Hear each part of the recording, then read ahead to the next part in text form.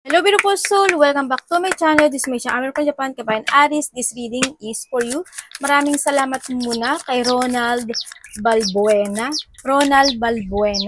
WZ Zebra, WZ7, letter T sa iyong thanks donation, sir. Maraming salamat po. Ronald Balbuena, WZ Zebra, 7, letter T. Sa akin ng subscriber. Maraming salamat. Yung subscriber cross-watcher, sa mga bagong pasok dyan, welcome kayo sa bahay ni Ate Aimee. Ito yung reading natin is mga magaganap o mangyayari sa natitirang araw ng August 2025. May nakikita ko na Aries na nagkakaroon mga pag-aalinlangan, doubt, worry, situation, o hindi ito rin yung situation na may mga pagkalito situation, may mga negativity, kawalan ng katiyakan, and you will become a center of attention. No, pwede rin na may pupuntahan ka na mataong lugar, ganyan, or maraming tao, outdoor, maybe na sikat ka, pwede rin, ano. Pag-uusapan ka rin kasi sa nakita ko dito. Tandaan nyo, maraming salamat din sa mga comment nyo, And syempre sa mga nagpa-personal reading, maraming salamat. Kung gusto nyo na energy nyo lang talaga, ang gusto nyo makakarata, all the details is in description below. Pakicheck na lang. This is a general reading ka pa in Aries, kunin mo lang ang sayo at itapon ang hindi naman sayo. Maaring vice versa, Aries.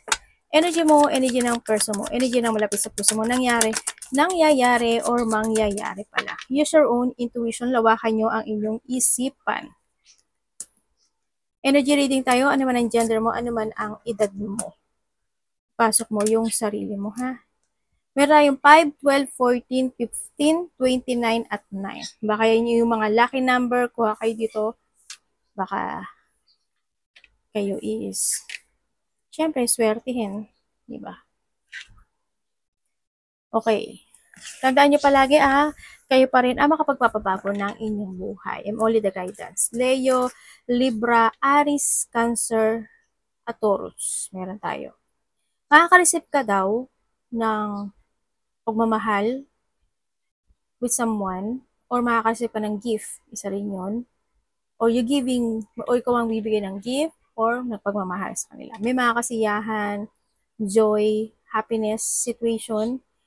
Dito sa sitwasyon na to, sa nakikita ko dito, siguro you are more on, there's a growth, kumbaga, nandun yung growth mo.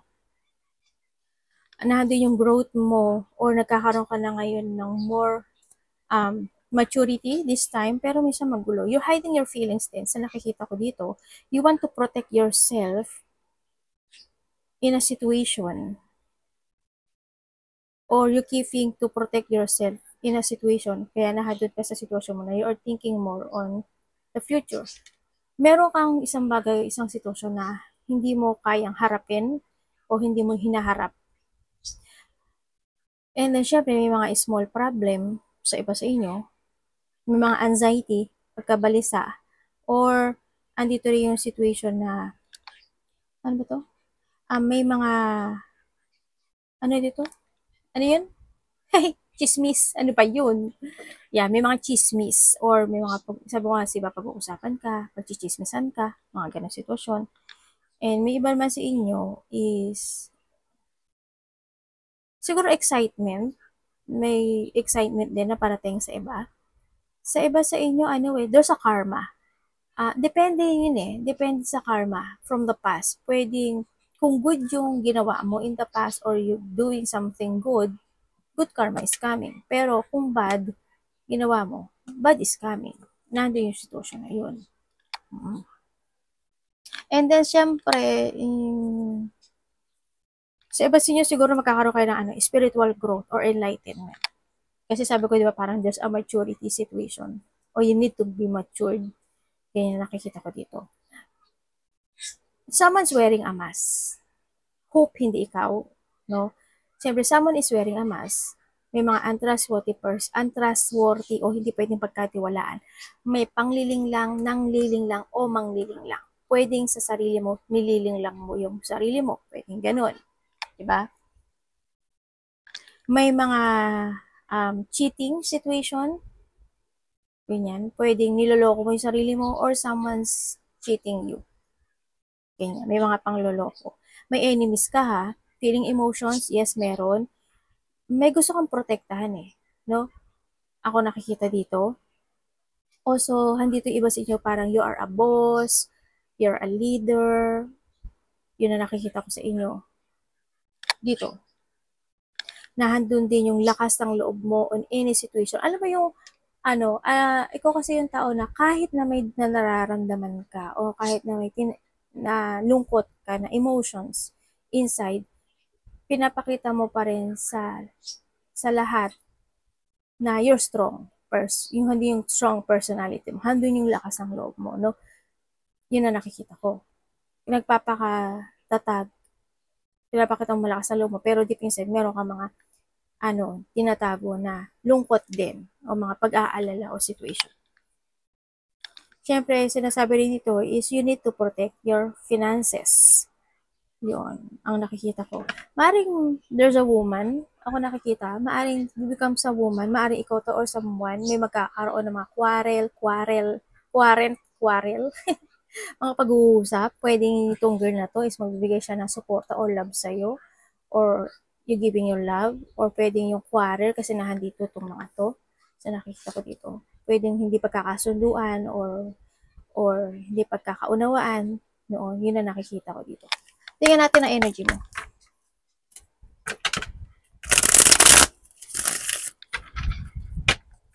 Energy ni Aries. Please show me. Ititirang araw ng August 2023. Kailangan gumagana. Okay. May tower ka.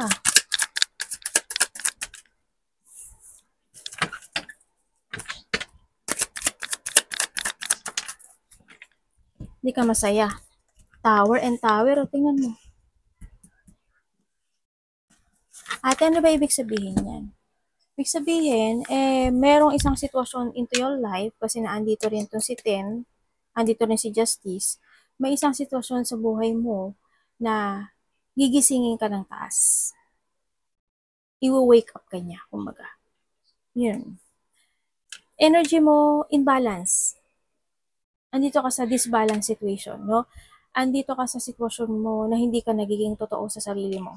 Malungkot? Yes. Also, nandito ka sa sitwasyon mo na nagkakaroon ka ng lack of progress.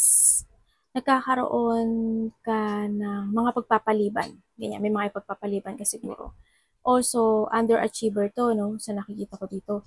Maari din na doon ka sa sitwasyon mo na hindi mo alam ngayon o hindi ka makapokus sa mga layunin mo. Ganyan, parang parang hindi yung ano ba tawag ito? Na may mga point ng buhay mo kasi na tulad ng sabi ko in the past na hindi mo na pag-iisipang maigi before you take it action, no? Kaya dito yung sadness dito. Energy mo is low of confidence, pero sabi ko nga sa iyo, pinapakita mo na you're strong. Hindi pagiging totoo sa sarili. And also, nasabi ko na to, alam ko nasabi ko na to in the past eh.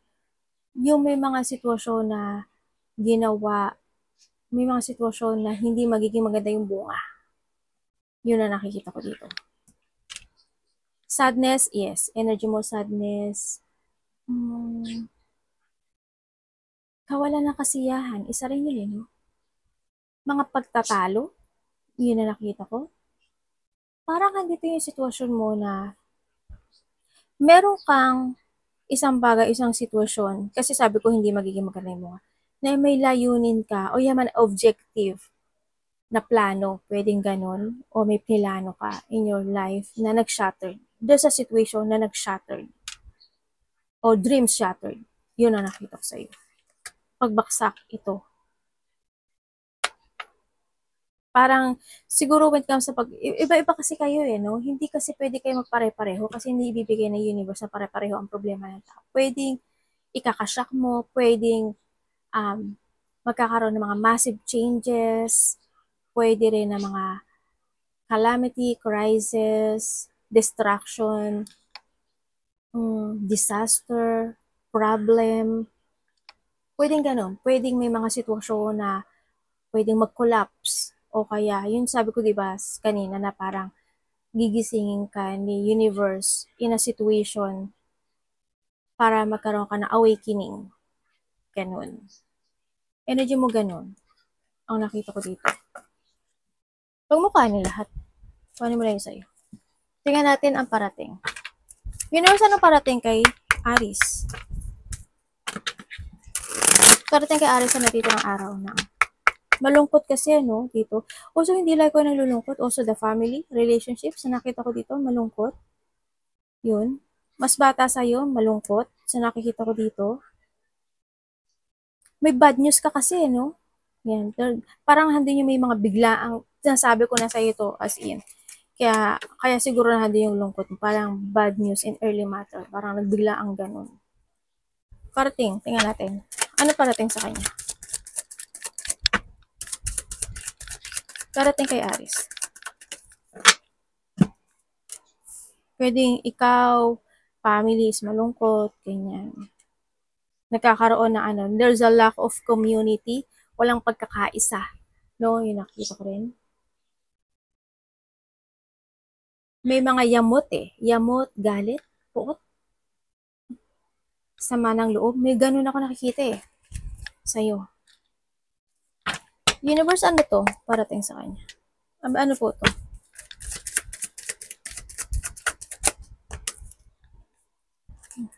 Angel. Bakit po parating?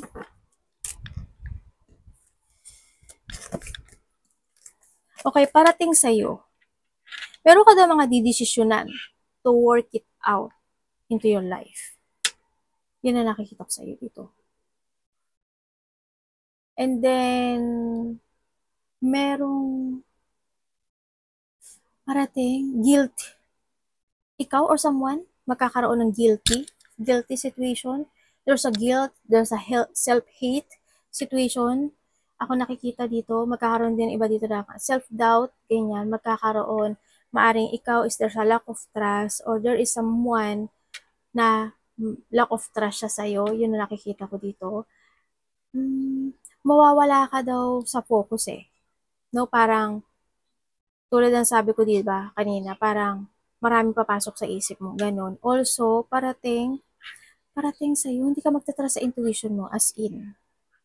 May mga bagay o point ng buhay mo na hindi ka matututo o hindi ka natututo.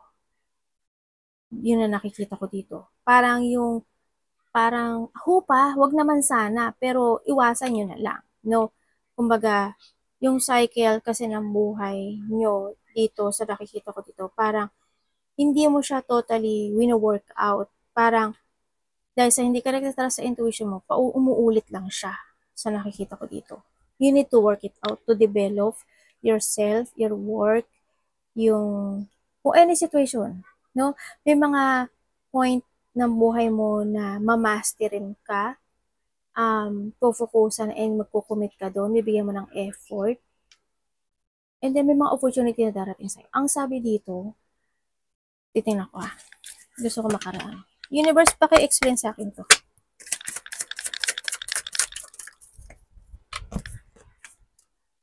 Ay, Tower again. Magbabago talaga yung mo, destination mo.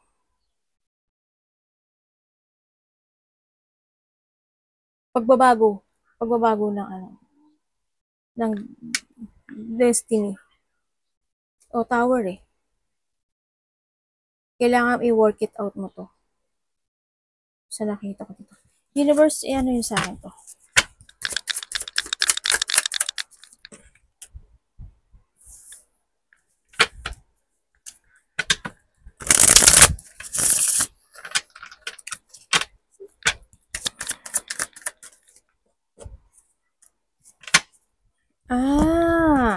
Okay.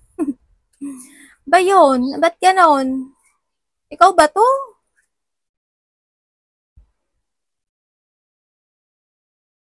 Iba dito mataas yung pride. Iba sa inyo mataas ang pride. Ikaw or someone, mataas ang pride.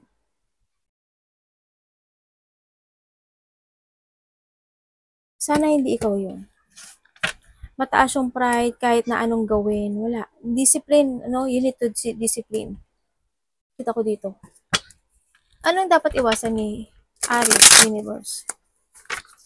Tingnan natin, mga dapat mong iwasan. Tatanong mo sa akin kung luck itong Wheel of Fortune, hindi. Hindi siya luck eh.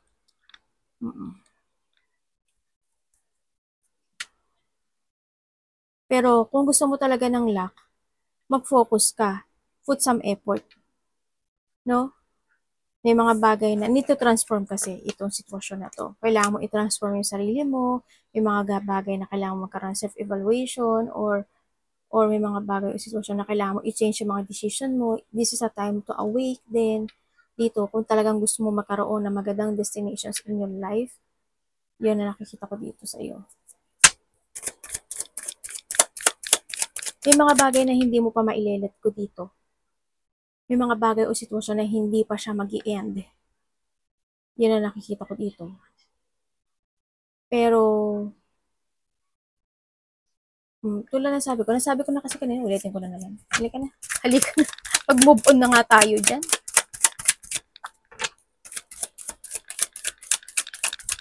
Dapat iwasan ni Aries.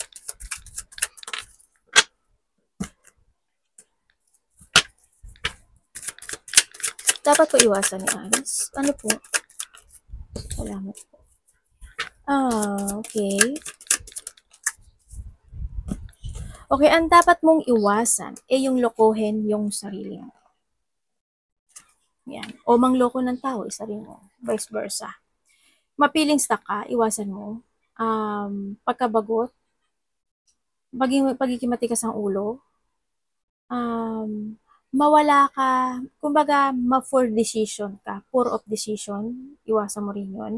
Maging irresponsible, iwasan mo yun. Ma-stagnant, iwasan mo yun. Not to give an effort and hard work, iwasan mo rin. Siyempre, yung balatan mo yung sarili mo in a new you, ang kinakailangan, iwasan mo is not to letting go something into your life. Yung sinasabi dito.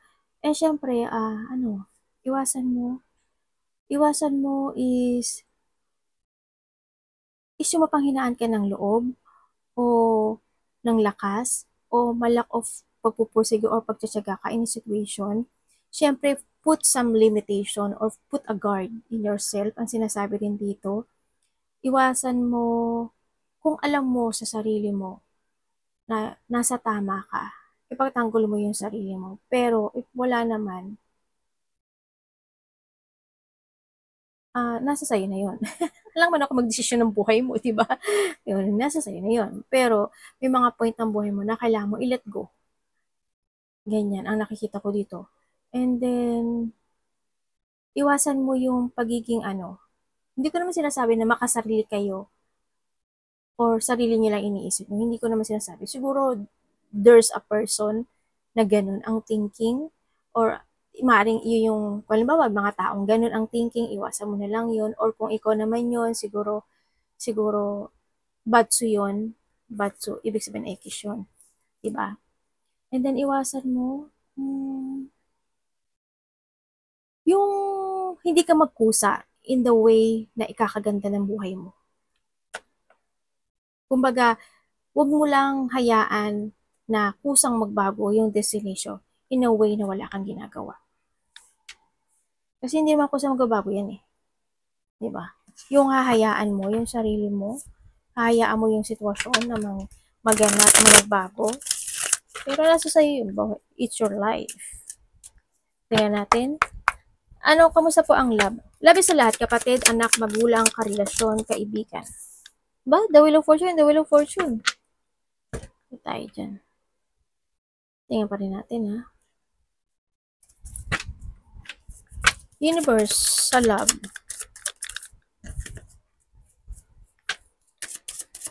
Magta-travel ka ba?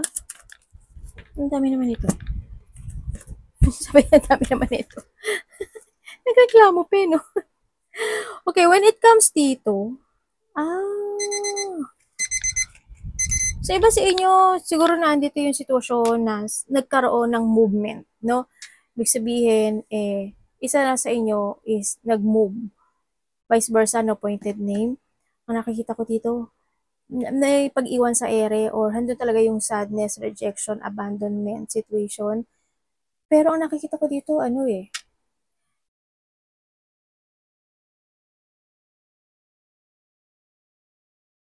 may feelings yung tao na to eh. Ay, nagkaroon ng rejection. May ibang tao. Nagkaroon ng separation sa iba talaga, no? Sa nakikita ko dito. Maaari nagkaroon ng separation because of dahil sa ibang tao. Yun na nakikita ko na naging cause dito sa sitwasyon. Pero, ang nakikita ko, iba sa inyo, kasi dalaway tao eh. Maaring magkaiba kayo ng lahi ng karelasyon mo, no? Or meron siyang lahi, ganyan, or ikaw. And then also, itong tao na to, gusto kanyang kausapin. Pero naghihintay siya ng sign. Dito. Handito rin yung isa sa inyo, pwedeng lumalayo. Or itong tao, isa sa inyo is isineperate niya kasi yung sarili niya sa iyo. Or vice versa tayo. Yun ang nakikita ko. May pagsiseparate. Pero gusto niya ng union or getting together. Or maybe this is you na naghihiling noon. No, sa nakikita ko. Ang daming tao. At least may 3 person ako nakikita sa iyo. Pwedeng isa doon is the past or pwedeng yung dalawa is bago. Pwede yun. Or maybe this person na nagkahiwalay sa inyo want to be stable again itong relationship na to. Who want to start a new beginning, kumbaga. Or maybe this is you. Or itong tao naman na ito is sa iba ha, sa iba. Sa iba is they enjoy, sa iba sa inyo, mami, makikilala kayo. May makikilala kayo in a celebration. New love. Itong tao na to, stable siya. Maaring may business siya, may kakayahan siya, stable yung tao na to. So nakita ko dito, peaceful naman, yung pag nakakausap mo siya, okay naman, hindi yung peace. Kaso magkaiba lang kayo ng energy. So nakita ko dito, magkaiba. Maaring bago to sa iba. Iba kasi bago to. Pero bakit gano'n? Parang it's, okay. Maaring, kasi bago pa lang siguro kaya ako nakikita na parang related siya sa money or business, itong tao na to. Sa mga magkarelasyon. Sa mga magkarelasyon, feeling mo kasi you're alone or vice versa, feeling mo magkaiba kayo ng tinatahak na destination, yun ang nakikita ko dito. Ikaw may tinatahak or siya ang may tinatahak na iba. No? Ako nakita ko. When it comes sa isa sa inyo very care. Andun yung careful. Isa rin sa inyo is umaano sa agos ng buhay. Parang nga doon. Ganon. Kung gusto mo siya, gusto ka rin niya. Kung care ka sa kanya, may konting pagkikare siya sa'yo. Pero, mas marami ang rejection or mas maraming dissatisfaction. Hindi naman siguro sa iba, pero there's a sadness in this relationship. Yun na nakikita ko. Pwede naman, kung hindi naman ganun yung relationship nyo, is pwedeng sa part niya o sa part mo is may mga ganun nangyayari. Yan, nakakuha ko yung energy na yun. Yun na nakikita ko dito. May taong umiiwas or may pag-iwas ka, lalo na pagka may tinatanong ka siguro, maaaring umiiwas yung tao na yun o ikaw umiiwas ka. Yan, may mga pag-iwas situation ako nakikita. Kamusta yung money ni Aris? Anak, abo na yo. Dito. Paano pinupo mo si Mami? Ayun. Anak, makang namumuro ka sa ano ba yun? Dito. Kamusta po yung money ni Aris? Isyong.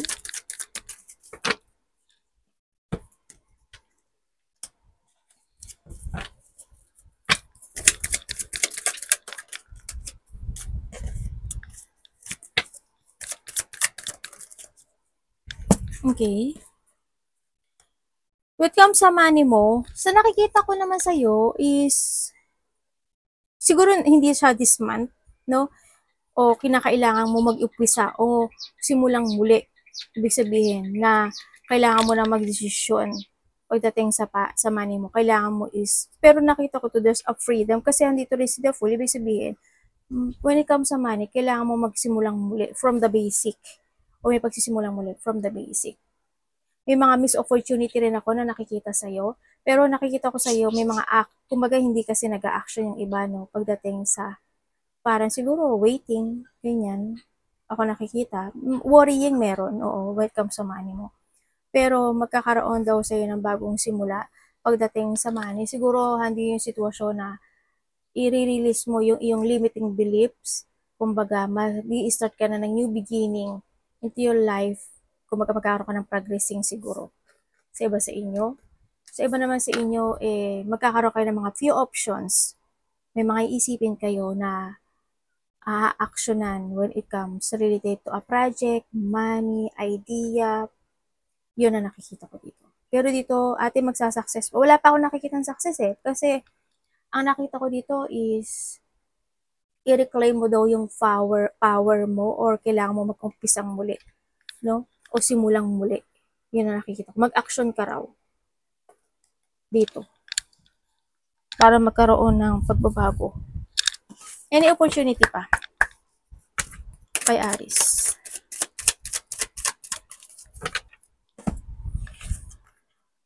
Ano ibig mo sabihin, universe?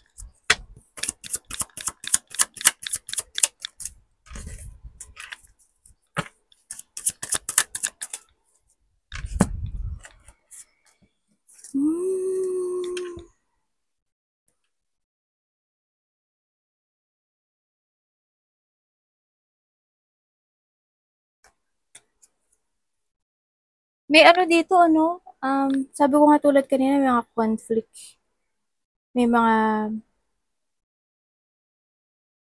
there's a burnout, drain, may malalaman ka daw katotohanan. Medyo weak yung energy sa nakikita ko dito. Universe, explain mo sa akin to.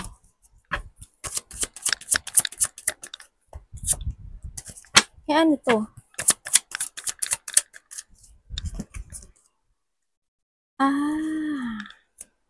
Okay.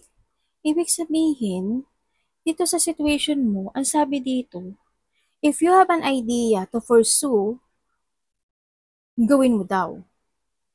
If you want to speak out, gawin mo daw. Para daw magkaroon, kumbaga nasa sayo kasi, no? Yung decision na to, nasa sayo. If you want a solution, nasa sayo. Kung gusto mong magbago yung tinatahak na journey mo, nasa sayo. Kumbaga, ang sinasabi dito, you need to be stable. Be creative, concentrate, focus. Kailangan sa'yo is mental clarity. Kailangan sa'yo is magpakatotoo. Or andun din yung, in a good way, in a good way. Kailangan din sa'yo is, kailangan mo rin minsan maghigpit when it comes sa ano to? Sa mga sinasabi o binibigkas mo. Ganyan. Maghigpit-higpit ka rin konti. And then, may mga sitwasyon na kailangan mo i-admit, no? Na mali ka, natalo ka, na nagkamali ka, no? May mga ganong sitwasyon. Or sinasabi rin dito na, kasi there's a burden, ako nakikita dito, no? You need to recover or kailangan mo magkaroon ng enlightenment talaga tulad ng sabi ko. Di ba una pa lang na sinabi ko dun sa nagbabalasa ako. Yung kailangan mo magkaroon ng enlightenment. And then, hindi pagkakasundo-sundo meron. Yun na nakikita ko dito.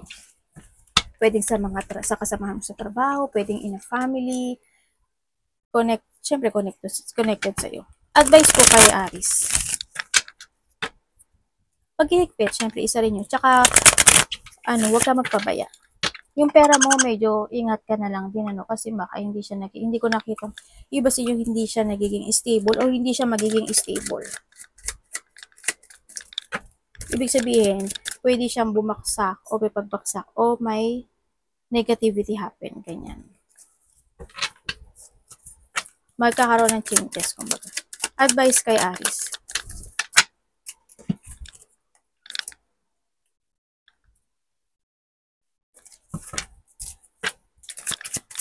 Advice. Ano, ang ito mate, baluga. Ang ito mate yun. Hindi na makita ni Mami. Nandiyan ka sa ano ni Mami dito. Ay, dito na lang sa balikat.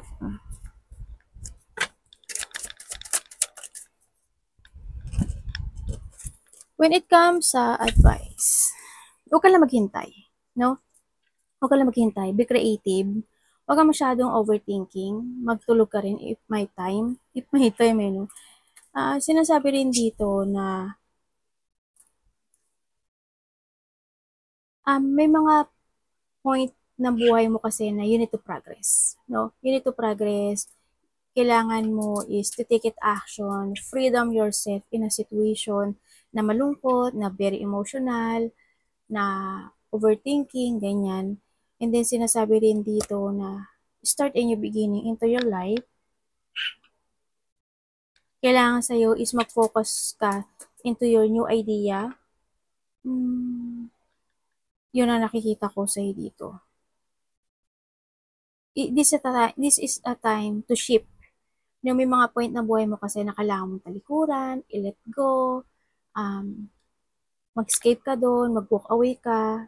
Yun ang nakikita ko dito. You need mo rin mag-forward to your plan. Huwag ka lang maghintay or need to prepare din. Every situation need to prepare. Kinakailangan. In a good way. Siyempre, sinasabi dito. Ano pa? Magtaas sa intuition, no? You need to trust your intuition. Ang sinasabi dito. Be stable. At alaga mo rin yung sarili mo, siyempre. Dito, no? Diba kasi niyo para may problem or may lungkot ako nakikita na nararamdaman sa inyo dito. Arigato naman sa God bless.